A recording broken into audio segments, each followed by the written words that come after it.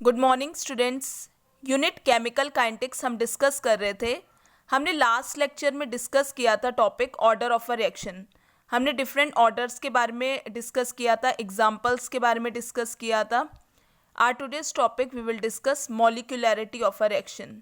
क्या होती है मॉलिक्यूलैरिटी ऑफ अ रिएक्शन?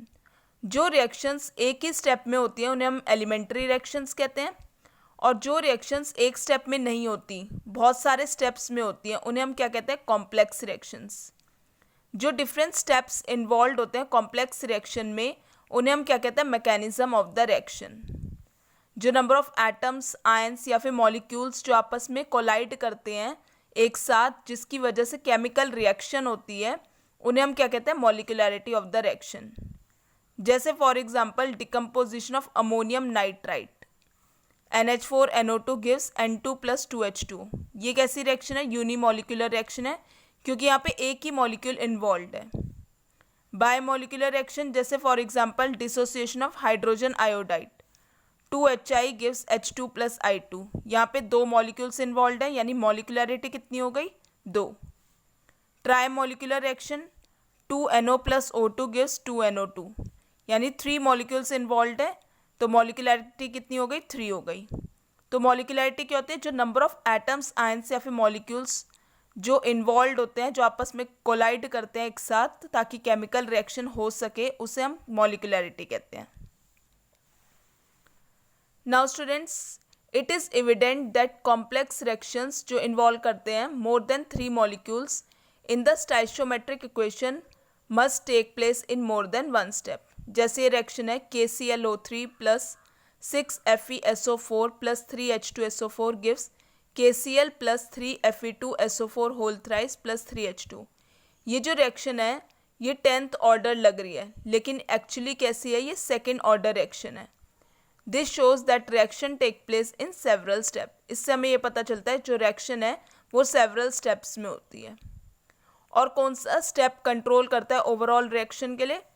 जो ओवरऑल रेट है रिएक्शन का वो कंट्रोल होता है by slowest step in a reaction. उसे हम क्या कहते हैं? Rate determining step.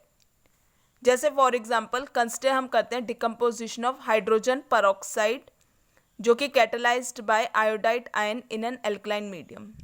2H2O2 gives I negative alkaline medium में 2H2O प्लस O2। जो रेट इक्वेशन है for this reaction is found to be rate equals to minus D molar concentration of H2O2 upon dt equals to K molar concentration of H2O2 molar concentration of I negative। ये जो reaction है वो first order है with respect to both H2O2 and I negative. Evidence ये suggest करता है कि जो रिएक्शन है वो 2 स्टेप्स में होती है। इस तरह से ये मैकेनिज्म है H2O2 plus I negative gives H2O plus IO negative, H2O2 plus IO negative gives H2O plus I negative plus O2। IO negative क्या है? इंटरमीडिएट है। बोथ द स्टेप्स ये बायोमोलिकुलर एलिमेंट्री रिएक्शंस है।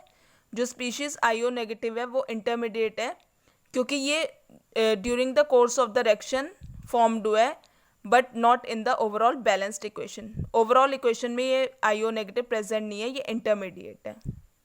फर्स्ट स्टेप क्या है? Slow है, इसलिए rate determining step है। Thus the rate of formation of intermediate वो डिटरमाइन करेगा rate of this reaction। Thus from the above discussion till now we conclude the following।